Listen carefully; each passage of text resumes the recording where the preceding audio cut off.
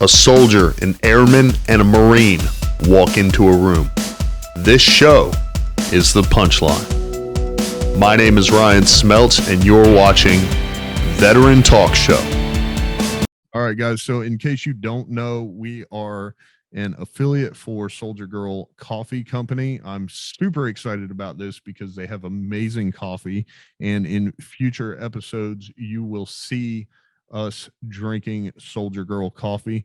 They also have a CBD coffee. So if you need some CBD, which helps support your health in a sense of relaxation, it helps with your sleep and your overall health on a day-to-day basis, then Soldier Girl Coffee has both that and the caffeine you need.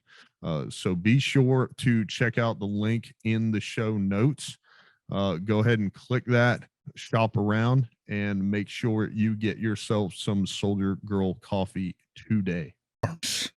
But you can't find anything. I'll be on terminal. And I bounced. I was gone for like a week and a half. Yeah. I'm down in Miami hanging out with a buddy who's on the task force down there at Broward Dade for all the cool guys and all the cool uniforms, moving fast and shooting things.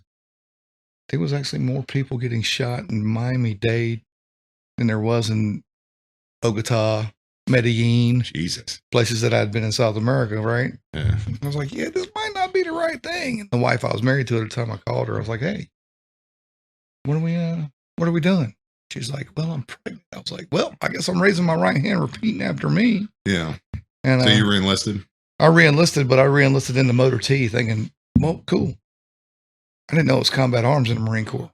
You know, those people that's support, combat support, whatever.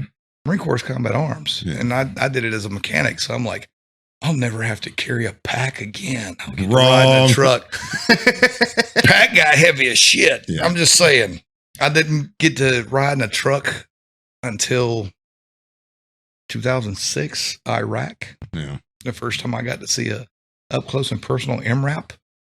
The bull. Yeah, the bull. Yeah. I remember seeing the, I saw the MRAPs in 2008 for the first time. They were running the big side skirts with the water inside. So we didn't even have those. No, we had the big 6x with the big box windows on them. Oh, the Cougar. Yeah. And then when we got to Afghanistan in 2009, that's when I called them the dune buggies.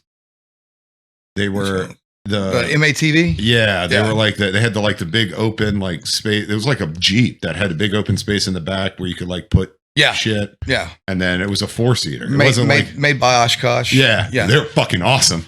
And they were like, we're in southern Helmand, Afghanistan, literally as far south as you could go in Helmand. Where you at? Dwyer? I was south of Dwyer. I was. Oh, you were in the fields. Yeah. You were down there past the river. Yeah, I was on the river. Oh, I was right on that bitch.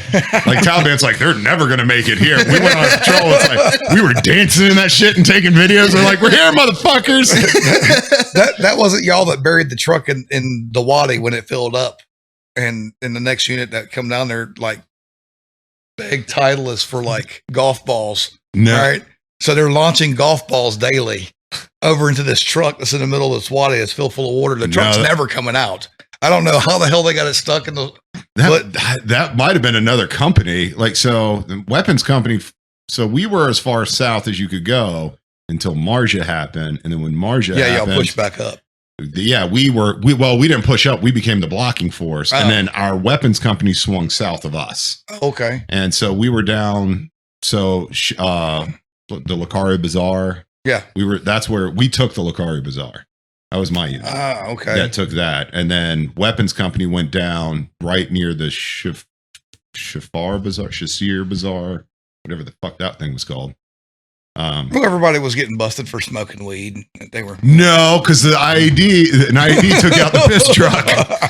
We were like, thank God. I remember when they did drug test us, and because we had a few guys. Yeah, holy shit. Yeah, they sent out because our deployment was not, the first few months of it was pretty rough. And we had some guys who were turning to drugs and shit. And so they're like, all right, we're going to just piss test all of 22 Fox Company. That's what we're going to do. Hooray. And it's 2-2. So it's kind of that's on par for the course for 2-2. Look, I told you I was infantry, right? Yeah. My first 6 years, I was in 2nd Battalion, 4th Marines when they were at Lejeune. Oh, right? yeah. Before they moved out west, Yeah. right? So we're sitting there one night. It's Thursday. What do you do on Thursdays? You field day, right? Our quad's here, 2 squads over here, right? You hear gunfire from the 3rd deck over at 2-2. A Lance Corporal just shot his platoon sergeant because he failed his room. Yep, that sounds about right. That was like when we came home from Afghanistan, they moved us 1993. over to French Creek, which was like Pogue galore. Oh, And Criminal Creek. yeah, oh, dude, it was awful. And there was a comm barracks behind us, and so some comm guy was messing with one of our boots, and I was EASing in like 4 months, so I gave zero fucks about it. I was like, I don't give a shit. And so one of the comm guys was like yelling at one of our boots in the parking lot for some shit. And we just all get, a couple of the guys from Foxconn was like, hey, don't mess with my fucking boot. Like, Yeah. not your fucking job. If he's fucked up, I'll correct it. So that started a whole argument, which started kind of a mini brawl. And so, of course, everything got broken up. Well, this was like a Wednesday. We, of course, were drinking since like, Noon. whatever. I was going to put a time on it, but, it is what it is. And, so it's probably 1 o'clock in the morning, and someone's just like, you know what, let's go fuck with these motherfuckers, these pogues out back. And we're like, all right, what are we going to do? We walked out back. They had a nice gazebo for their smoking pit and everything. We're like, that would be really nice in their parking lot, don't you think? So we got like 50 dudes and picked this thing up, walked into the parking lot and just flipped it, and then just walked away. We had both our sergeant major and their sergeant major come and address us the next morning. And we're like, dude, this is what you get when you put us on around a bunch of fucking pogues. Like, what can you do? Like, Yeah, because y'all were getting that. I think y'all got that new barracks right across from the gym right there at French Creek. Right? I heard they had gotten that. Well, I had left before. Dude, Lejeune is like, literally, I got back there because I was just on contract with Oshkosh, STS, whoever you want to call them. And they sent me to Kentucky, then from Kentucky to Lejeune. And I go in the front gate of Lejeune. I was like, this doesn't look like Lejeune anymore. They don't have the 10 miles of just nothingness. Dude, Wallace Creek Bridge, Wallace Creek. Yeah. That road runs all the way where Tarwa Terrace and the old Knox mobile home trailer park used to be. Really? Yeah. I mean, there's a new front gate right there, everything, a roundabout and everything that goes right into that front gate. And I was like, this is crazy. Well, they probably ddid that because it used to be a fucking shit show coming in the morning in the front gate. It's still a shit show. It doesn't matter which gate you go through. So my last, when I came over from Afghanistan, my wife and I, we moved in together in Wilmington. And I didn't have BAH or anything. I was like, because we weren't married at the time. Yeah. And so I was just like, fuck it, I'm just going to help pay rent in this like $600 house that we're going to live in. And I would just come in through the back gate at Stone Creek all the time. Yeah. And I would come in and they'd be like, well, the guys would be like, how do you get here so early? Like, how are you always here when you're supposed to be? I was like, well, first of all, I don't drive all the way the fuck around to the front gate, because the front gate was always like, when you came down, I think it's like 17 into the front gate, there was like a 3-mile traffic jam. Yeah. That's trying to get into the fucking that's gate. 17, that's 24. Yeah. That's all of them right there. Yeah. And Sneed's Ferry Gate's the one you're talking about. Sneed's Ferry. Yeah. Yeah. Because you come over the big bridge. Yep. Come down and through. Yeah. Yeah. That Stone Creek was the rifle range. Sounds down like there. every front gate at any military installation during It was a shit show. It's crazy. Gridlock. Here's the funny thing. When I first joined the Marine Corps in the early 90s, like we would go out and, we'd be PTing on the road, right? So you got road guards out there. Yeah. Once in a while, wives drive in to check on husbands, like battalion commanders' wives who run over your road guards. Yeah. Never. My husband's a colonel, damn it. That happened twice. My road guard busted the window out of this chick's minivan, snatched her keys, and threw them into the woods. kept limping off in a circle, trying to get away where she just hit him. But yeah, I mean, but like you go over to Bragg, because they sent me from Lejeune to Bragg, right? Bragg's got like big, huge Freedom Gate, which is like 16 lanes across. Yeah. To get in that mug in the morning, there's 2 lanes. I'm like, what? Dude, we have to be at work at 06. Where's the Army at? Oh, they're all PTing. So you get through these 2 lanes of 16 into the gate, right? And some gates don't even have guards. You just flash your ID card It scans it. You go through, lifts up, you go on in. So I get on down the street. I turn, major road intersection completely closed off. Can't even go to that other side of the base. You have to go all the way around your ass to scratch your elbow. And I'm like, what the hell's going on here? PT, this is how we do it. We're in at 03. Get our guys ready for PT by 05. We didn't have when we used to do I would have set the barracks on fire at 03. We used to have to do humps at 03. We would do 30, 40 mile humps. And we'd start at 03. We didn't have our road guards were marching with us. Yeah. And they would, and oh man, if you pulled the short straw to be on road guard, that shit. When I was a boot, they used to make boots do it all the time. Oh my God. Cause what would happen is you would go out and do your road guard thing and you'd stop traffic just while you went through that intersection. Cause you'd march down towards backcountry Lejeune into the woods. But for at least 5 or 6 miles, you were just marching down the road. And if you were road guard, you had to stop at an intersection and then you had to run back to your spot, back all the way up to the front of the formation so you could do the next intersection. It was, and you were in full combat load. So you were just booking. I would take so much rip fuel before a hump. I would just chug it down and you'd be like, woo! I was on meth for those things. That's basically how training was for us when we went on a march or something. Yeah. Especially with the rucksacks and whatnot to get anywhere. Because I went through training in Leonardwood. So fun fact. Oh yeah. Great place. Love it. Yeah. So I was an MP, Brian. Yeah. So this whole 03 bullshit. I mean, sure. Yeah. Like a battalion run or, a range day or something. We get up at 02, 03, weapons draw or something like that. But PT, when I was at Fort Hood, I was an NCO. So I had one of the lower rooms to myself. Formation, I don't know if you've ever been on Fort Hood, seen the barracks, but you just walk through the breezeway, and that's where company formation was. So for 0630 flag call, I was getting up at about 6:25. You're time for formation. Walk around the corner. Yeah, it was never that easy, no matter what. It's because so the whole thing was I did the re-enlistment thing, right? So I become motor T. I go to motor T school, whatever.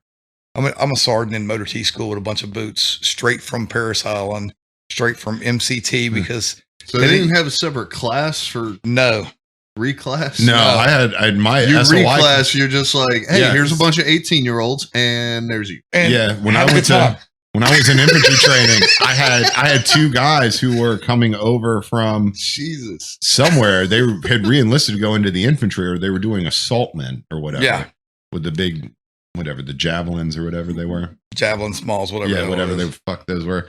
And they were coming from engineers, so they had to come to infantry training. Yeah. And so we had these 2 corporate, they never had to be in formation with us or do they didn't have to march with us because our instructors were you're cool, bro. It's fine. And they would just walk. I was how can we be those guys? Well, see, the fun part was, of the 6 years I'm infantry, 2 of those years was spent at Paris Island as a coach and then a, PMI for recruits. I would have hated So that. you're used to literally, you're basically a hat without the I'm gonna beat your ass later when no one's looking, right? Yeah. So you're literally cussing at people all the time. What?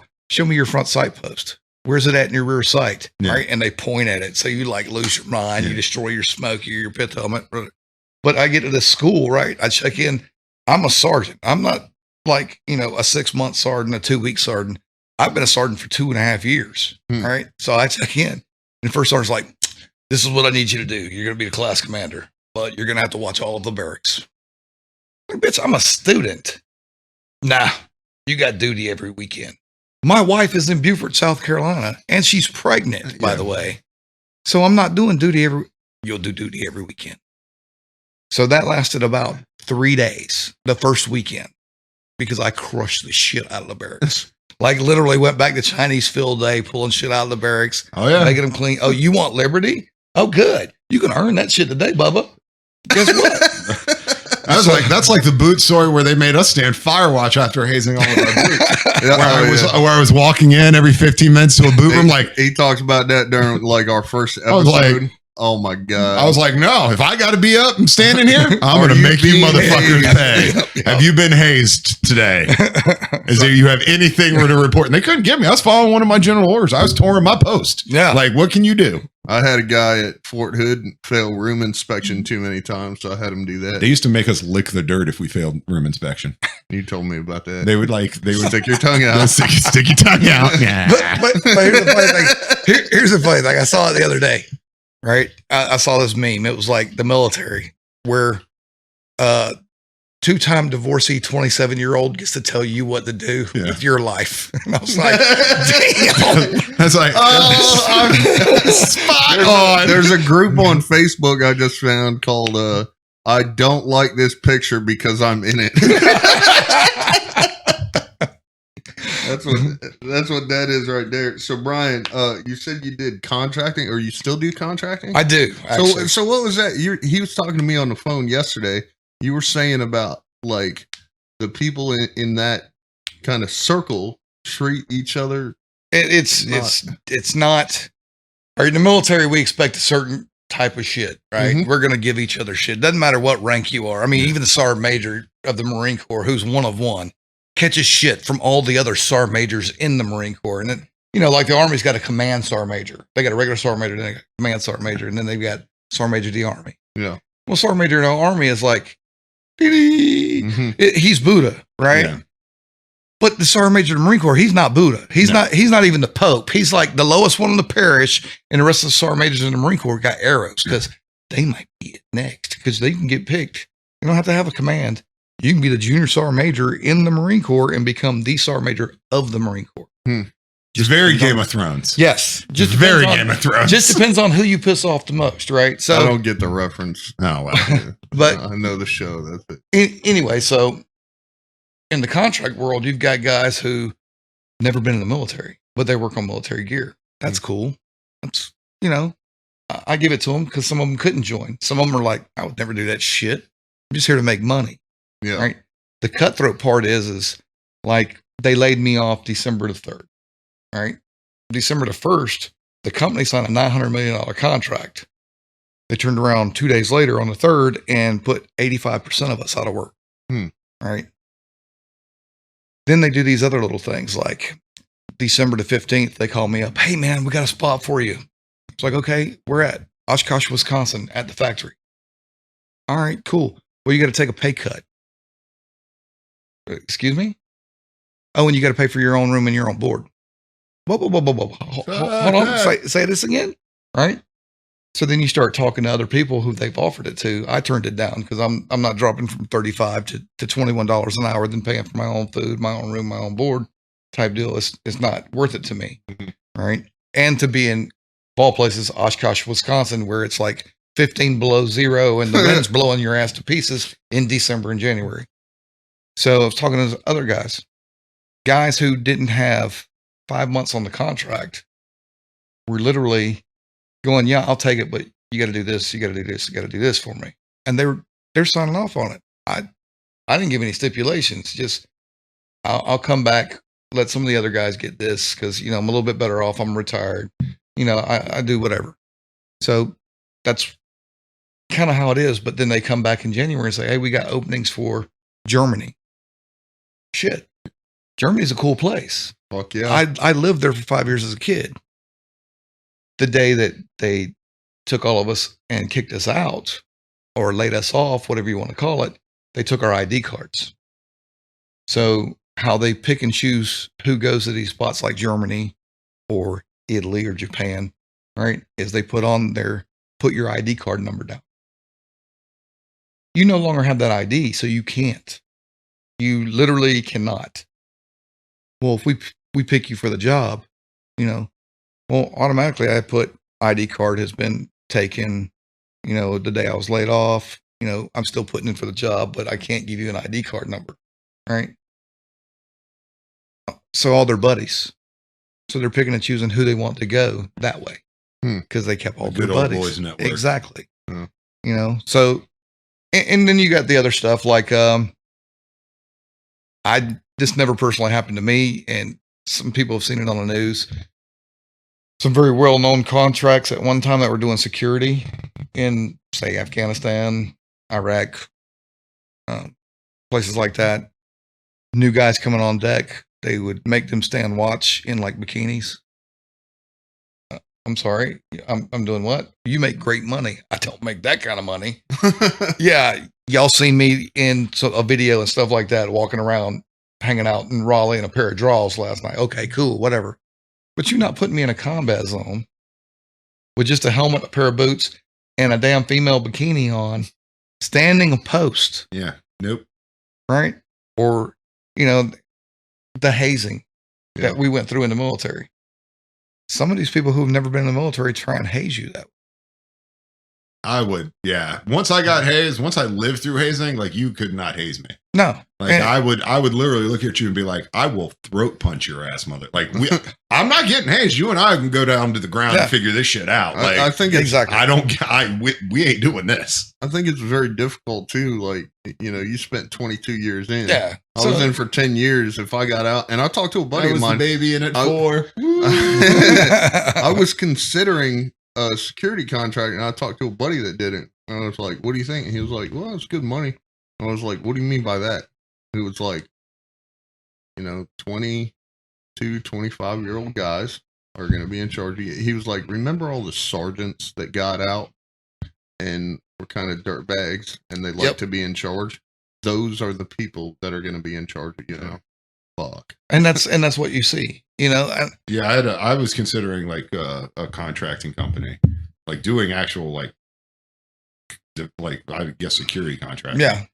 And I had a buddy of mine who had EAS a little before me, and I called him up and I was like, "Hey man, tell me about this." He's like, "Don't fucking do it." He's like, "It's great money. I'm making 6 figures a year, and it's fucking awesome, but shit goes down. I don't have any help." Nope. He's like, "Luckily shit has never gone down. Shit never went down with him, but he's like, I never, but I don't have help if it goes down." He's like, "And I got to deal with every piece of shit that you can think of that got out of." Yeah. That just, the straight alpha male types who want to beat their chest. And then when shit goes down, are the first guys who are like, "I'm done. I want to go." Yeah. Where's he at? And exactly. Meanwhile, he's over here in the shitter, hiding or whatever. Yeah. And he's the first guy to like scream and yell, at you for doing something stupid.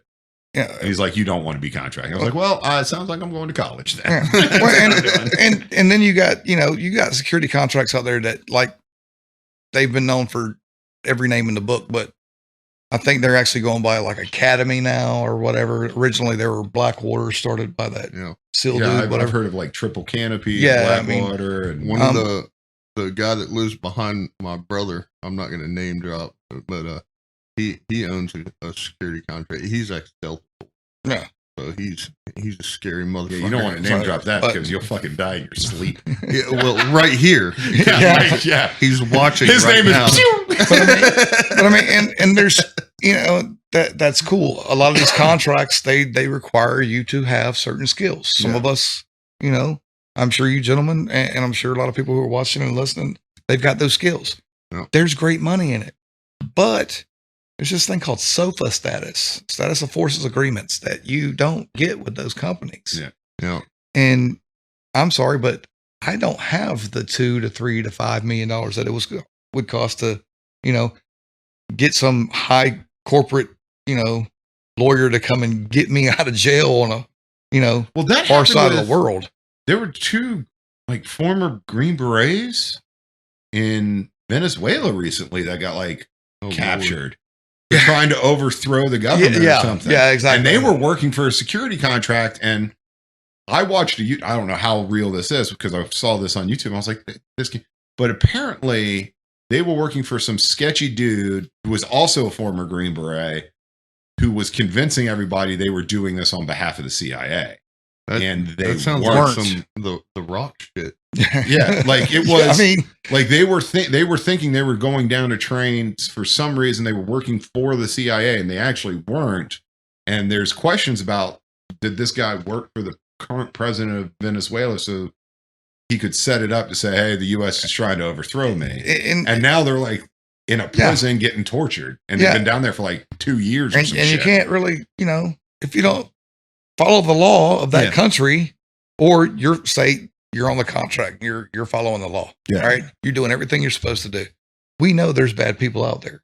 Yeah. We know if we're charged with protecting this guy or this girl who's in whatever, could be, a diplomat, could be a general for the opposite army or whatever, right? We're in charge of taking care of them that day or that week, that month, that whatever. Somebody runs up to hurt them, you're supposed to drop a hammer on them. I mean, apprehend them. Whatever you're supposed to do, is your instructions to do. So that person dies or that person gets seriously injured. That country can now put you in jail and leave you there. They don't have to be like no help. Yeah, they don't have to be like, hey, you're American, so I get to send you back to the U.S. Yeah. It kind of helps when you've got this whole thing says United States Marine Corps, United States Army, Navy, Air Force. Yeah, because you're executing on orders. Yeah. So it kind of helps, believe it or not, to have those kind of people behind you. But as far as and getting back to the question, how is it cutthroat? They're literally a guy sitting next to you will literally go to your boss and lie and say you didn't do something, or you did do it, but you didn't do it the right way. Or I watched a dude like literally burn wires in half because he cross-arced them, right? And they burnt. It's like a $10,000-$15,000, wiring harness for an engine. Yeah. Right. They asked me what happened. I was like, it arced. Well, who did it? Like, I don't know, but he was sitting there plugging it in. So I'm going to go with the fact that he probably did it. I'm not telling on anyone, but that's just what happened. That's what I saw. Dude was like, he gave me the wrong harness. What? And then called the program manager and was trying to lay it on me and the site manager. I was like, what? Well, they've been friends for like 15 years. They served together in this, this place or that place or this place. Yeah. Yeah. I mean, and that's the kind of stuff that happens. Just a bunch of buddy fuckers. There's a lot of that too. Or you get people that are on contract that like, I won't say the name of the contract. I won't even say the name of the people because y'all may know some of these people. But they're in a South Georgia town close to Savannah. Dude is making close to $100 a year working on this contract. He's put up in a hotel. They pay him an adequate amount of money a month to eat. Normally $1,400-$1,500. To eat? To eat. That's a month.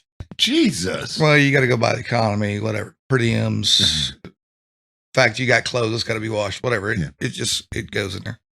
But not only is he doing that, but he's selling drugs and he's running women to all the other contractors because he was originally from that town and he knew who he could get it from.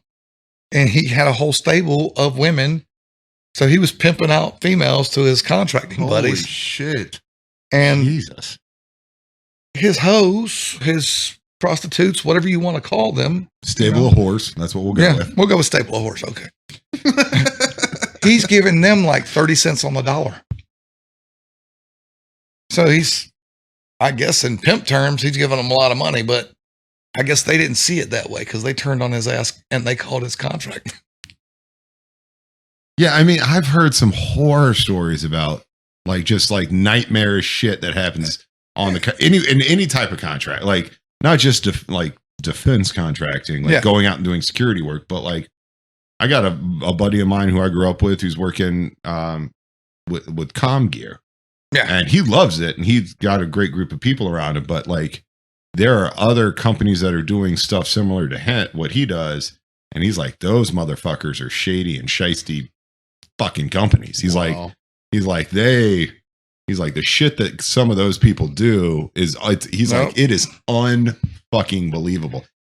And he doesn't ever really have to leave. He lives in South Carolina and he maybe has to go to Okinawa, once in a blue moon. And that's his job. But he's like, there are other companies that are doing the exact same thing we are doing, working on the exact same equipment. And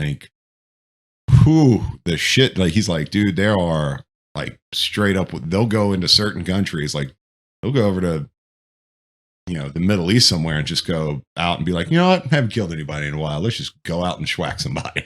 Like, he's told me some horror stories about it. Jesus. I don't want to work for them. Yeah. Like I said, I needed some sofa status. I need some, whoever the president is to be standing behind me going, yeah, we had him doing this contract and yeah, he shot somebody, but we're going to need him back. Yeah. Because my mom can't be the only one standing on the beach of the ocean going, please send him home. Yeah. Right. I'm glad. But I that's why I tell people when you get out, go to college, man. Yeah. Go to fuck college. Jesus. That is a different world. It's different. The thing about it is the camaraderie is still there, but you still have those shitbags, and you know who they are.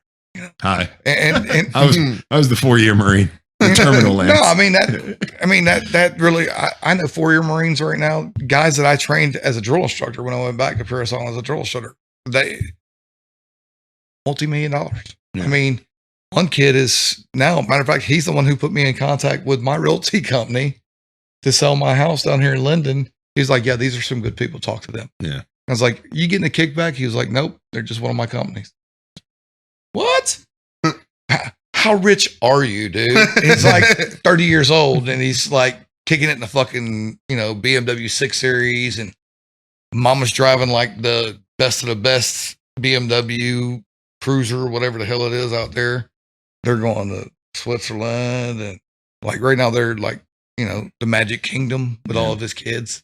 And they're hanging out with Mickey and shit. And I'm like, well, it's good to hear. You don't hear a lot about success stories. No, yeah, like there are a lot of success stories of veterans out there from across every walk of life, I think. Yeah. And we just don't hear about those people enough. Yeah. Right. And no one tells us about them. Yeah. That's the funny part. They'll tell you about Walt Disney. Yeah. He was a Marine. He was also kicked out of the Marine Corps. And his DD-214 sat on the wall behind his desk upside down. So, like, literally, the dishonorable discharge was on the wall upside down behind his desk when he used to give the little speech right before Disney would start on, like, Sundays. And you want to watch your Mickey Mouse or your Donald Duck or whatever. And he'd be like, hey, welcome to Disney World, whatever. All that shit behind his desk on the walls was all the stuff he had done in his life, right? One of them was a dishonorable discharge from the Marine. I had no idea. I don't know. I want to know what he did to get dishonorable. Who knows? Especially back then. That had to be like the 20s or 30s or something? I think it was in the 30s or 40s. You had to have done some fucked up shit to get dishonorable discharge back then. Because we didn't have a big force back then. No. But I so want to know. but the shit that we do, like this right here. Think about it. Like, y'all see me on a video walking around in a pair of panties, in a. I'm going to add that into the episode. Alternative bar, we'll say, because it's straight, gay, straight, whatever is written over the door. But it's a fun little place, right? Yeah. Everybody was having a good time. It's funny though, because I come back up these other steps out back to smoke a cigarette with, my girlfriend and some more IW guys and girls, right? And all the bigger, supposedly gay dudes are all pushed up against the corner on the wall like they're going to catch straight. I don't know how that works, but it was like, oh my God, it's a straight guy in a thong. What the hell is going on here? You're going to catch straight. But the few dudes that was standing over there talking to us, they were having a great time. And I was like, what's wrong with those over there? They were like, I don't guess they've ever seen a straight guy in a thong running around. So, well, let me go sell some Never IW. Been to college. I look around and two of them's got Navy shirts on. I was like, oh, time to sell some IW. Hey, what's going on, guys? How are y'all doing? Now, you're 6'6", 300 pounds, and you look like you powered up. I do. So why you look like you scared of me? I might be that little monkey climb around your neck. It'd be all right. And he just broke from there. It was like, all right, cool, whatever. And everybody's high-fiving and having a good time. But, no one realizes that, a dude that supposedly from North Carolina, the Andy Griffith Show. Yeah. Nobody realizes his deputy, Don Knotts, was the scariest drill instructor ever walked across the face of Paris Island, supposedly. He was a Marine. He was a drill instructor. Now, how scary he was, I don't think I could personally. I couldn't see him as a drill instructor. But crazy. He was. He was. And that's the funny part. He was. Arlie Ermy. Everybody knows him from Full Metal Jacket. Gunny Ermy. He was never a gunny. He got an honorary gunny though for He that got his honorary role in that for- movie. yeah, he got honorary. Well, so he was at the last Marine Corps ball. He was our guest speaker. Yeah. Which was all like, and the shitty thing was like, at the ball, once you're done with the whole ceremony, everybody goes out to get another drink. Yeah. Start hanging out, and so everyone's like, "I'm gonna go get a beer," and then we're all gonna go talk to him. He fucking, and I get why he's a famous dude. And he's like, all these Marines are gonna attack me. Yeah. Let me get the fuck out And of he here. bounced. And he bounced, like he's straight bounced. He's like, I mean, he gave a really great speech. It was really kind of. We had no idea he was going to be our guest speaker at Tutu's ball, and it was awesome. Like when he came out, everyone's like jaw kind of dropped. They're like, my wife leans over, she's like, "Who is that?" And I was like, "I'll show you later." No one important. He just did a couple of. He was like, awesome "He is movies. the reason I joined these. I chose the Marine Corps." Like I talked to so many guys who saw that movie. It's like, yeah, it's pretty much. I wanted to see if that was what it was really like. And there were like, people asked me like, "Is that what it was like?" I was like, "Yeah, only a lot more yelling, a lot more." Because there was like, and he was much closer. They get much closer in actual life. Like they get like And almost like touching to your nose. And there's more than one of them. And there's more than one. There's never just one. And you never had to worry about the guy with the black belt on. It was always the guy with the green belts you had to worry about walking around. Like the kill hat, he was the scariest motherfucker because he was a ninja. You never knew where that motherfucker was. You'd be like practicing drill or out PTing, and all of a sudden you feel a hand on your back of your collar, and you hear someone come with me, and you're just like, "Oh shit, I'm dead." That's called boredom. That's what that's called. Yeah, because the kill hat's not like Third Hat doesn't teach knowledge. He can teach knowledge, but normally he doesn't. he just screams it out while you're waiting in the chow hall line. That's all he's doing. So normally if there's nothing I really still have going on, PTSD from mine. Look at you can see in this picture. My kill hat is sweating. He is fucking sweating. Because he was before this just running around Paris Island in the summer, like just fucking crushing people. but your whole job is to make the job for the other 2 or 3 hats hell. So I mean, like there would be days when I was a 4th hat at one time, I was a 3rd hat, and whatever. But there'd be days I'd be like, "Oh, he's teaching drill. Okay, boss is up there teaching drill. Heavy's up there teaching drill. You come with me." Yeah. And take him off the backside of the formation so they couldn't see him. But you got 64 recruits, and you go through to do your numbers, and you got 63, and McGowan's gone. Where's this dude at? Right. Meanwhile, I'm over here in the tree line just smoke checking the shit out of this kid. Right. Dude, that would happen so fucking much. Oh my God. Like we never knew where it was going to, and you never knew what it was for. That was the other crazy thing. It's like, you're standing there and like, maybe you're on the parade deck or you're in your barracks because it's like double black flag or whatever. And you're just like, oh God. And you just get snatched up. And you've got and he's whispering, but he's doing this yelling whisper. He's like, "Don't you say a fucking word. Don't you say it. Don't you fucking," and he's getting louder as you're like getting dragged away. Shut the fuck up. Shut the fuck up. And then all of a sudden you hear the loud metal bang of the door opening, and then all hell breaks loose. You're just like, "God!" You're just like, "Oh, sir!" And you have no idea why you're there. You're just getting fucking crushed. Yep. You just get, I can remember so many times I would go out into the pit and just be like dry heaving just because I was just getting crushed so hard and for nothing, just because literally he had nothing to do. Because he was a recruit. Yeah. Why do you hate recruits? Because they're recruits. Yeah. But why? Because he's a recruit. But there's got to be something more. No. REC. I'm a Marine. I don't spell, but recruit. Okay, that's what it is. It's a recruit. I'm gonna kill him. Yeah, right? And it would be one of those days. There never was like. I remember one of my buddies comes back. We were laying in the racks at lights out, and I remember I looked over at him because we used to sleep like head to toe or whatever. I'm like, "Hey man, hey," because he had just gotten crushed right before lights out, and I was like, "What did you do?" Like, I don't know. And then you could hear it from the DI hut. You could hear, "I'm fucking here talking. Shut the fuck up and go to sleep." And again, we were just like, "Holy shit, dude!" Being a hat is like literally the most hated, the most loved job in the world. It really is. Somebody asked me if I would go back and do it again. I was like, hell yeah, I'll go back and be a drill instructor today. Matter of fact, you don't got to pay me SDA pay. Just give me my gunny pay or my mass arm pay back. I'll do that shit for the next 10, 15 years. Just don't make me the third hat where I got to run around 92 motherfuckers at one time in 115 degree heat on Paris Island. You know what? I don't have to do anything. Just let me destroy a bitch. Go see McGowan at the pit. That's all you got to do. I'll make these bitches sugar cookies all day long. Just the sugar cookie. That's just for fun. That's a phrase I haven't heard in a long time. Hey, take that blouse off right now. Yeah. So they pull their blouse off, right? Get in that goddamn pit. God, it's bringing back. It's giving me PTSD right now. While I get them in the pit, right? Roll to your right, roll to your left. They're already sweating their ass off, so they're rolling in the sand, right? Push. No, face all the way down. Yeah, kiss the dirt. So now they're sugar cooking all through here, right? You really want to be an ass about it? Put that sand in your pocket right now. So now as they go to run away because senior drill instructor got them, or we just ran out of time because it's only 3 minutes, 30-second break, 3 minutes. When you go past training day 31, it's like 4 minutes, 30-second break, 4 minutes, some shit like that. And it is the longest fucking 4 minutes of your fucking life. Well, I mean, you have to wear a watch as a drill instructor. Recruits don't know that. Most people who have never done it don't know that drill instructor is actually watching that watch. Now, will he skim minutes? A good one will, yes. A good one will skim some minutes. 4 minutes might actually be 14, but we're not going to go there because we're Marines and we don't know how to count. Can't get past 4. Exactly. So, but as someone saves them, you've made sure they've got enough sand in their pockets, right?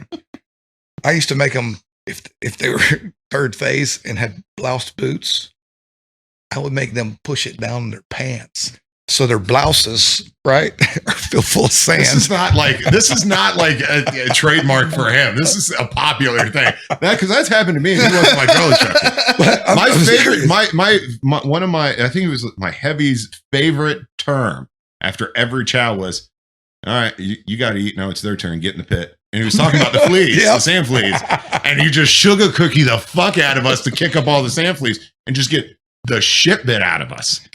And stand there. Yeah, just stand there. Just stand there and fucking take. We went for early morning PT and they told us we were in formation. We're dropping down, do push-ups and shit. And I dropped down because we were all in formation and I dropped down on an ant pile. Just so happens to be. So what does my dumbass do? I pop up and move over. Nope. Why are you out of formation? This recruit there's fire ants right there. I don't fucking care. Have some fucking discipline. Get back in formation and push. I'm like, son of a bitch. I was like, my arms were just welted, like from getting bit by fire ants. And the thing about it is most people are like, oh, that's just hazing. That's just wrong. The Marine Corps says it. I understand what the recruit training order, the RTO or whatever it is now, it says don't, move them from that, right? So you do that as a drill instructor. You move them from that. Now you got the first sergeant standing over here. Why is he out of formation? What's wrong, drill instructor? You know what? I found rifles unlocked in your squad bay. They got the rifles with them, right? But there's rifles unlocked in the squad bay. How the hell did that happen? Hey, drill instructor, come here. Hey, we got any rifles in the squad bay? No. What's first sergeant say? And you look, and first sergeant's got 3 rifles. He walked over to the stacks and took them from. Right? I found these in your squad bay. You owe me, bitch. You're on duty for the next 72 hours. So now you're at work for 72 straight hours, right? You've already not eaten for a day. You've slept less than 2 hours because the lights cut off. You're still not going home. You got to do debriefing for the day and fuck with all the recruits for another 3 hours, right? Lights come on. You've been there for an hour and a half. Still haven't eaten, getting in brief for the next day, and fucking with Firewatch for the next hour before the lights even come on. That's where I learned the hazing thing for the boot when I was on Firewatch. Yeah. So what they used to make us do, every change of Firewatch at boot camp, we had to bang on the hut and go through the whole scripts, whatever. And so one of the favorite things was like, one of my drill instructors who hated being on duty was like, oh, if I can't fucking sleep, nobody's going to fucking sleep. So he would just scream because his door would be closed and the blinds would be down in the hut. And so whoever was leaving Firewatch would bang on it. and it would be really fucking loud. And then he would scream. And then the drill instructor, you just hear him go, "Can't hear you." And so you would just stand there. And so this is the middle of the night. And you were just like, "Ah!" And so it was waking everybody in the squad bay up. And that would last for like 10, 15 minutes. And he'd be like, and then the next guy would come on and have to do the same thing because you literally had to do a duty changeover. Yep. And so each time the recruit had to go there and like stand there and smack this like wooden board and make this loud noise and scream. And the drill instructor, so it was like 30 minutes. Yeah. And then, okay, you fall back asleep for 30 minutes as a recruit. And then all of a sudden the whole cycle starts back over again. But people think, oh, as a recruit, you have tell you, my first cycle as a hat, I don't think I slept like literally more than an hour a night if I got that, right? Because I was new. I was also the senior staff sergeant, not the, and my senior drill instructor who's in charge of it all, right? He was junior to me by 3 years. And we're the same MOS. So he hated that shit, right? So it was, let's haze the fuck out of McGowan. So what do recruits do at Parris Island very well? Better than any recruit anywhere in the Marine Corps? They drill, right? Yeah. Especially this first battalion, I guess. Yeah. Well, initial drill, well, that was in Bravo Company. I was switched after that cycle over to Alpha Company, which So you were in first battalion? When were you DI? 02 to 05. Okay. A little after me. Because I was in Bravo Company. Yeah. In 07. But yeah, it's craziness because he would literally be like, "You're here for lights." It's like, okay. Lights come on, you're there. Lights go off. He goes, "No, rotational." So I was like, okay, I got something for that. So, being the new hat, I got to take them out for initial drill and drill these kids. So we do all the manual of arms. We're great. I right face them bitches and never put them at port arms. Forward, much loved. These kids walked around for a week with their shoulders just hurting because they had the rifle sitting at 4 inches off the deck in full march. Yeah. Right. Oh, people lost their mind on Parris Island about that shit because I failed initial drill. We had the honor platoon for the cycle, but I failed initial drill, so I failed my whole platoon. Ooh. My series, there's another platoon in my series that all the DIs were like going back into the Victor units after this class. Like their time was up. Yeah. So we did for Family Day, we do these moto runs, and they were like, we're going to say some of the most fucked up shit we can in front of the fucking families because literally at the end of the day, I think is when they were off the island, they were gone. Punching. So they were like, I don't give a shit. And they were seeing like these Marines who just graduated from boot camp are running through Parris Island screaming like the chant, "My girlfriend is a vegetable." And just like in front of all the families. Or the S&M man. Yeah, like the most fucked up running chants you can think of. And they're doing it in front of their families. And we're just like, because we were listening to it because they were the platoon right behind us. We're like, are we hearing that right? Like, am I hearing that? Like, is that napalm sticks to kids was one that stuck in my mind. Like, you can see all the families' faces as you're running through your little moto run. They're just like, I'm like, I don't know what to do. What's wrong, Betty? Yeah. I think he said something about burning. My drill instructors were trying to give us chance, and they were laughing so fucking hard. Because like my senior was an 11 or a 31, and then my heavy was like a LAR. Yeah, and like those guys were like in the initial invasion. They had a mentality about them. Let me tell you. And man, they thought it was the fucking funniest shit ever. And you like literally when stuff like that happens, you're not supposed to do it, but you get so hazed and stuff as a hat. I mean, drill instructor school is basically going back to boot camp. Yeah. The difference is you got chevrons on your collar, but you still got this guy who could be the same rank as you cussing you out. I'm sorry, what? Go fuck yourself. No, you go fuck yourself. I'm an instructor. Okay, we're the same rank. Go fuck yourself. You know, there was plenty of days I got hat pecked as a staff sergeant and drill instructor school by 4 drill instructor instructors, right? Because One of them wanted to be a smart mouth, and I smarted back off. Next thing I know, I got a hat here, a hat here, a hat here, a hat here. No, we're about to fight now, bitch. This is not happening. I had a good buddy of mine. Well, not a good buddy, but a buddy of mine that I served with who re-enlisted and did DI, and he loved it. I mean, he was a West Coaster. San Diego? Yeah, he went out and on the West Coast and did it. And like, I had Facebook at the time, and he would post stuff like they did. Because this dude was always jacked. Yeah, that's Max is asleep. He's sleep. Yeah, that's all he does. But this dude was jacked. And so, like, I guess anytime the Marines would do something in the civilian world with the DIs out there, he was always like the face of it. Yeah. And I don't know why. And I was like, I remember right before Facebook, I think I asked him, I was like, so you like being DI? He's like, fucking hate it. And I fucking love it. He's like, it is, I hate it as much as I love it. Yeah. I hate that I love it. Right. And it is, man. It's like, you say, well, I'm the baby. I spent 4 years. But when you first got out, and there's still times today, and you can say whatever you want to, there's still times today that you miss. Oh yeah. Being around your brothers. Oh yeah. And there are certain parts of the Marine Corps, like I'm like, yeah, I fucking miss that shit. yeah. Well, I mean, it's not even just that. And you start thinking about it and you're like, the retard that I knew for 3 years that was with me. I'm glad he fell down and broke his leg, but he's a pretty good dude. He's a dick most of the time, and he's retarded, but I probably shouldn't have pushed him down the steps to make it break his leg, but he was a good dude. He was a good guy. He was a good guy. But you think about little stuff like that, and, over 22 years, and I've forgotten, that was one of the reasons why, like, I need to make this is because I got to put a name with a face, because I don't remember what I used to, it just. Yeah, I'll look at some of my old photos and I'm like, God, what the I remember him. I remember some crazy stories, but I can't remember his fucking name. Yeah. But that's one of the things. And because of doing all the stuff I did with the infantry, back then we didn't take pictures of everything. We would take some pictures of some, flower or some bullshit, but it wasn't like we were carrying around, these 5 megapixel phones where, we can collect, see all of our brothers, like they were dirty and nasty and stinky and shit. Yeah.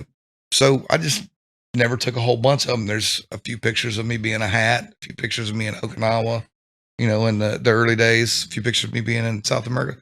But I don't have, books on books on books of pictures. I just never did. Yeah. I always wanted to, remember the face, to the name. So it's not like, so when people tell me they got pictures, I'm like, dude, that's awesome. Take as many as you can. You'll want to remember those guys one day, or girls, I remember when we went to Afghanistan, the helmet cams had come out. Yeah. And some of my boots had gone. I had no idea about them until like some of my boots came because I was on the Advon and they showed up and they had like these helmet cams. I'm like, fuck is that thing? They're like, oh, it's a camera. Yeah. And then one of the guys I served with in my platoon, he actually put together a video and put it. I can't ever find it anymore. But it was a cool video. Yeah. Like he edited it all, and I was like, and I'll get nostalgic every so often and just be like, oh man, I really wish I could watch that video. Yeah, I mean, like I think 3-7 has got a video. Yeah, that's the bit. That's the one in Iraq in Ramat. Yeah, where they have like Seether or something playing in the background. Yeah, that's like the popular one. Yeah, I mean that's the one that's got like 12 million hits on YouTube. Yeah, but there's other like because when I was in Iraq both times, and the first time I was in Afghanistan, I was with CEB, second CEB right there at the post office, and so I go in and out, whatever. But to remember some of those guys over there, I remember every single guy. So we were at a very small TCP in a small city, guarding a bridge over the river, and my platoon was split, and so I was at TCP 4, and I can name every guy who was there with me to this day, because there's only like 7 of us over there. And that's where there was 9 of us over there, and we spent the entire deployment together. Like we rarely saw the rest of the guys from the rest of our platoon, because they were on the other side of the bridge at that TCP. And we would patrol and maybe kind of come in and like talk to them once a week or something. But yeah. I mean, when we ran patrols, it was just us out of that TCP. Yep. And You know, I remember my first fire team. I remember those guys' names. Yep. Some of them actually had gotten out of the Marine Corps, and then when 9/11 happened, they came back in. Mm-hmm. Right, because they were 03s and they knew their business. Yeah. You know, but and some of them aren't with us anymore. You know, so I don't have pictures to remember their faces. Mm. You know, don't have pictures of any of the recruits other than the few that keep up with me and call me and stuff. I could not tell you a single name out of anybody in that picture other than me. But I mean, because I didn't get dropped to the fleet with them.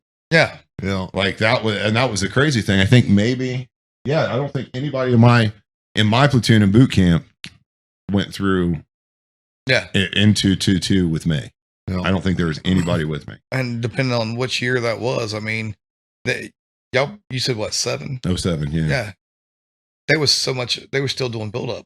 Yeah. So, I mean, units, you know, going to the fleet, you know, you do SOI on the East Coast, you wind up on the West Coast. You do SOI on the West Coast, you wind up on the East Coast. Yeah, I knew a few guys. And I was really excited because I was like, man, I hope. Well, so 2-2 did a huge boot drop out of my infantry training.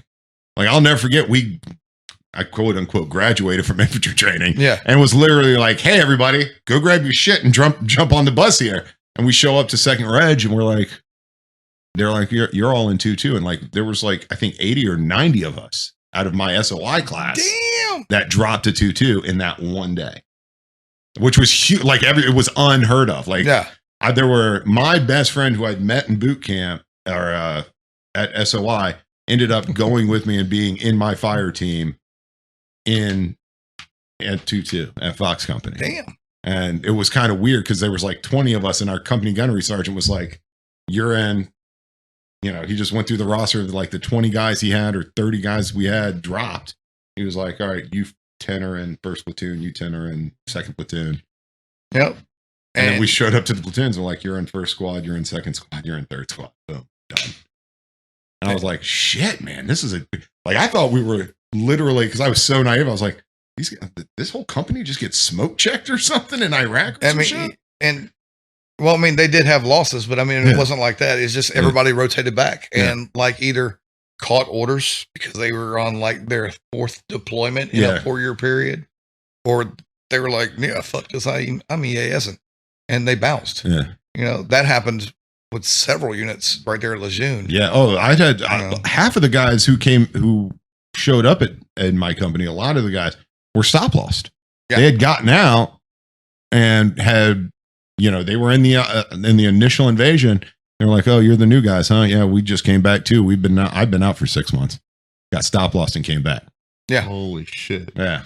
Yeah. And then, you know, it was nuts, dude. It was crazy. And then we went to Iraq, came home, and they were like, "Oh, we're going on a MEU." And we were in Iraq when Obama got elected, and then they were like, "Oh, we're leaving Iraq," and then all of a sudden. Like, yeah, we're going on a MEU. Iraq's ending. We don't have shit to worry about. Then all of a sudden, like I remember, all small units had to go up to the warlord room. And that battalion command come walking in, is like, we're not going on a MEU. We're going to Afghanistan. Just walked right out. I was like, all right, well, I guess that's happening. And matter of fact, y'all flew into Manus more than likely, and then into country from Manus. Yeah, my company ended Marines drinking at Manus when we left. That's the story I heard. I was just talking about Manus this morning, or Manus, whatever, this morning with Carrie Ann, right? That was an Air Force base in the middle of an old Soviet destroyed airfield. Was this Air Force base, right? So we've used their international airport now, which whatever, right? The Air Force is going out shooting bighorn sheep, catching trout. Yeah, they're like, oh, we go hiking on that mountain every week because there's like a huge mountain range, like literally right there. It's beautiful. MWR takes them out on trips, right? Yeah. And the dude who was selling them the trips was like, "Hey, Marine, you want to go?" I was like, we weren't allowed to. Yeah, I want to. What's it cost? And I might be able to talk the first sergeant into letting us go. Right? He was like, $400. Like $400? He was like, yep, $400 US. I was like, per person? He's like, no, for your whole group. What? To go kill bighorn? Yeah, you get 3 of them. No, that's not happening today. First sergeant, can we? No, McGowan, you're not going. I'm not going. You're not going. Yeah, they wouldn't let us leave. Like, and the Air Force guys were like, yeah, we leave all the time. It's no big deal. We're like, Yeah. well, we're not allowed to. And then when we were shifting out, so the only reason I heard that Marines were no longer allowed to drink on this was because a buddy of mine that who had married my wife's best friend from high school was in, I think, like 1-7 or 2-7 or something. Yeah. Came out right after 2-2 came out. And out of Afghanistan, and he called me when he got home. He's like, "The fuck did you guys do at Manas? So we couldn't go have beers at the bar because there's a bar on base." Yeah. And I was like, well, "Let me tell you a story." I don't know if I told that story on the podcast. I think I told it to you before, where I had that squad leader. Like, so they let us have 2 beers because we were at Manas for like 2 weeks, Yeah. and they were like, "Okay, you can have 2 beers a day," but we had to like scan our IDs or whatever. And so we just started walking up to the Air Force table and convincing them to buy us drinks. And they were cool about it up to a certain point, and then they just weren't. They were like, "We're not buying you any more beers, guys." And so we just started walking up to the tables and just taking drinks out of like from in front of them. We weren't sneaky about it. We would just walk up to a table, be like, "What's up, guys?" and just grab their beer and start like pound it right in front of them. Like there was nobody. So one of the squad leaders, I'm not going to say his fucking name, got shit-faced drunk. And so the MPs get called, the Air Force MPs. And there's like 4 of them show up and they see him doing this. And they're like, "Hey, you come over here." And so he starts like straight up Family Guy, greased up deaf guy. It's like dancing around the bar, like, "You ain't gonna catch me, motherfuckers." And he's just like pulling beers off of tables, drinking them. This is a sergeant. And so they finally get him, and they start beating him a little bit while they're quote unquote detaining him. And so of course we all see this and are like, "All right, well, I guess we're doing this." So we all go after the MPs, and it becomes a huge deal. He ended up going to the brig that night, and so we left like the next 2 days later. It was like so quick. Like they were like, "Get the fuck off my base." Yeah, customs come, we're good. Yeah. And so I get a phone call a couple of months later from my buddy who had just come home. And he's like, "The fuck did 2-2 do?" Because we showed up to the bar and they were like, "Marines aren't allowed to drink here. You can thank 2-2 for that shit." And I was like, "You're welcome. That's us." Dude, that place, I hated that place. What, Manas? Yeah. Yeah, Manas was terrible. Kuwait at least had Kuwait had great chow. Yeah. That's what I remember about Kuwait. But Manas, I mean, all they had was that like a shitty little PX. Nope. That's all I remember about the food that they had there. And they had like I thought Air Force was supposed to have good food, and that food was not good at all. Well, I think they had a contract on it, and it wasn't, Yeah. an Air Force contract. It was just some government contract for, It was terrible. children of the blind or deaf or something that We couldn't would cook. Yeah, we would go to the PX and just get like this like shitty pre-made sandwich. That's how we ate because the food was that bad. Yeah. I remember that. That's the only thing I remember about Manas. That and the big metal barracks they had us staying in. Yeah. The big like metal SWA, whatever. Kind of like SWA huts, but they Yeah. were actually more building. Yeah. They were There was around. more than just what they had at Camp Wilson in 29 Palms. Yeah. When were you in Iraq? Went over the first time in 2007. Supposed to have been there for like 3 weeks and wound up there for a little bit longer, and then came back and then went right back over with my company and stayed there and that was 2008. So 2007, 2008, but it wasn't, wound up being like a 9-month ordeal for me. So just Where? long enough for Lucia. Okay. So, I mean, I wound up being there. You were right down the river from me. Yeah. Because I was there in 08. Yeah. I was there August 07 to October 08. Oh, you did the long tour. 15 months. Yeah, you had the fun tour. Yeah. Mine was like April to November of 08 was mine. Yeah, I was there for the nice he got summer there and months. almost left before I did. I came home right before Thanksgiving in 08. Like literally like a week before Thanksgiving. I was on Victory Base Complex though, so Oh. we had a Cinnabon, a Taco Bell. I loved patrolling that Syrian desert, man. Let me tell you. Bullshit. They were like, "Oh, we're going on." Like once, because that was when they did at least up where we were, because we were at Cab Rawa, Okay. up to I think it was like 50 miles upriver from Fallujah, Mhm. something like that. And they were like, "Yep, they brought us all back to the Cobb like halfway through our deployment." And they were like, "We've handed everything back off." And we're like, "Okay, what do we do?" And they're like, "We'll just go like patrol the border." Yeah. And I was like, "But there's nothing out there. Like, what are we looking for? Nothing at all. There's nothing. Like, we would just get in trucks and just drive up and down." But the like border. when they started doing the beehive in Fallujah, you go in, you just block off streets. Yeah. And block off this street, block off this street. You basically, they call it a beehive because you're like putting in these barriers so people can't drive down these streets, but they're doing it to like the whole block.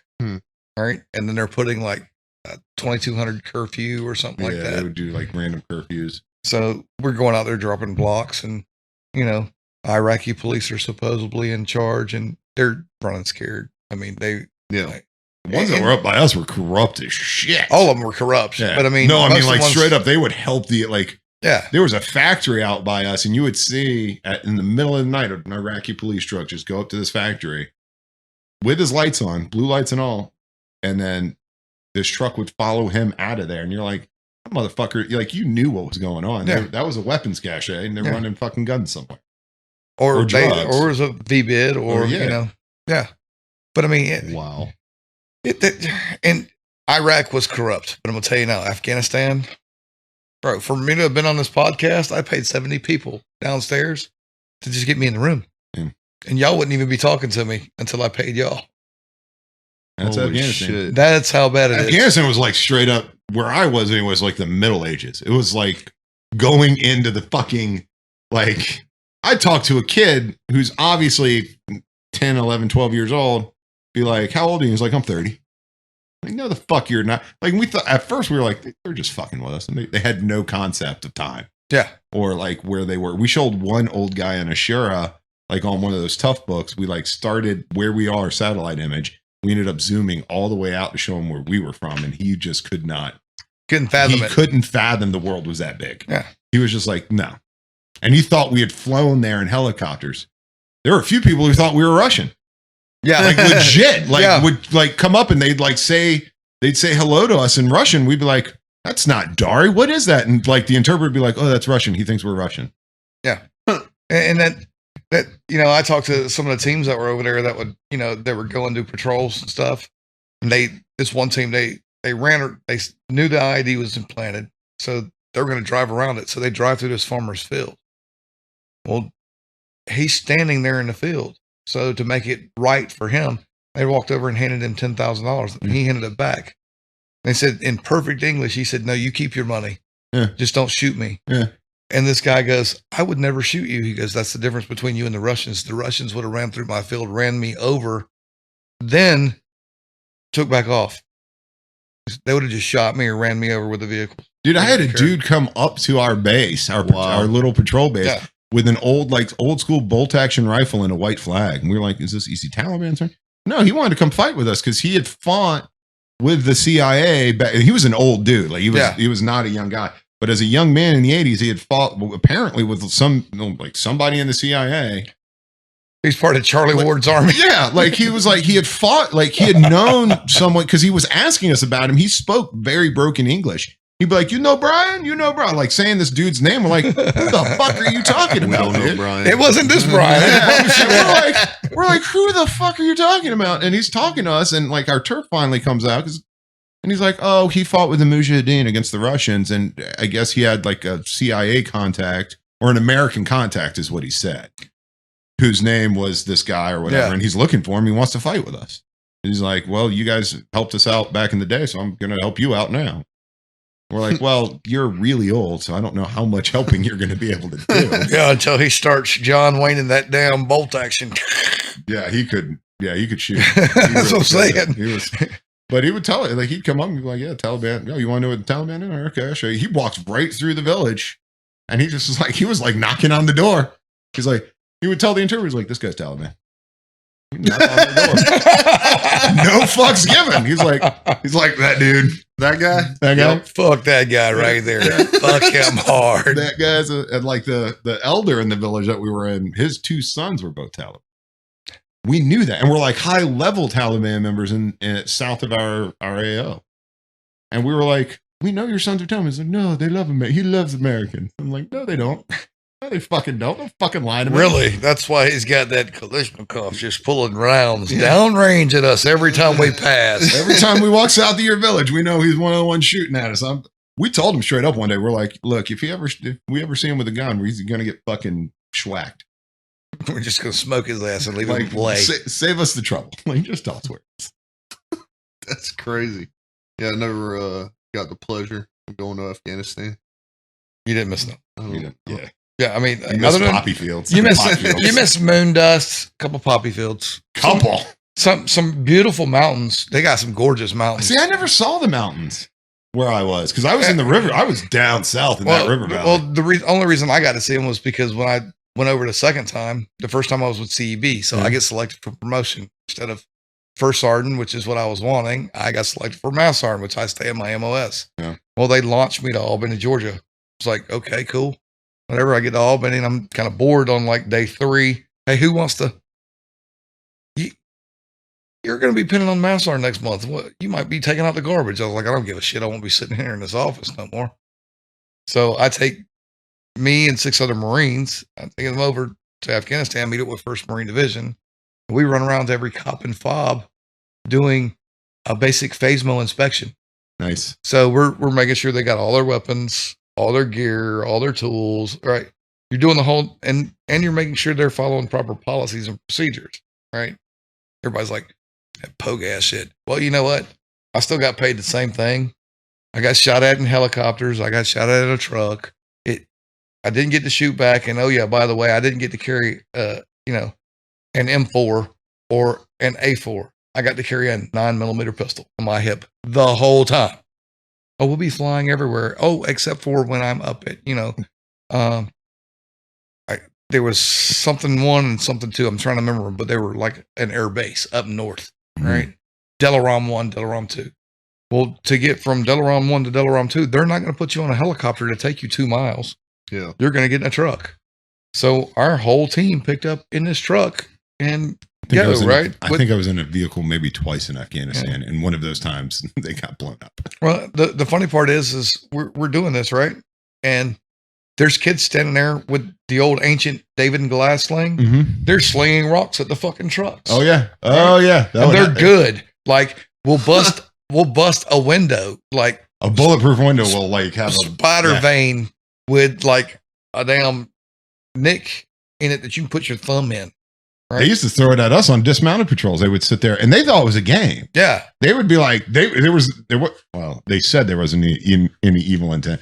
We basically had to go and tell the parent, we're like, hey, old guys, if these kids keep doing it, they're going to get fucking killed because you can't do this. But then we go down to Marja, right, to do this inspection. And some of the Marines I was with was at CEB were still on pause in Marja with the unit down there. Jesus. These mugs look like they had been literally thrown in a grinder, and they're engineers, so they're going to be hitting the waddies. They're going to be going through and taking out concertina wire, putting concertina wire in bridges. Their camis are falling off of them. Right? Yeah, I went through. Yeah, So I go to the supply chief and I was like, "Hey, can we get them some camis, dude? They're supposed to rotate in like 2 weeks." He was like, "Nope, I don't have any for CEB." I went through like 8 pairs of boots, man. Yeah. I mean, I went through so much. I went through so many camis. Like, I remember I had to escort a prisoner back to Leatherneck, and I was getting ready to escort him. And so we went back to our cob. We walked him back up to the cob, and my first sergeant looks at me and he's like, "Oh, you can't go to Leatherneck like this."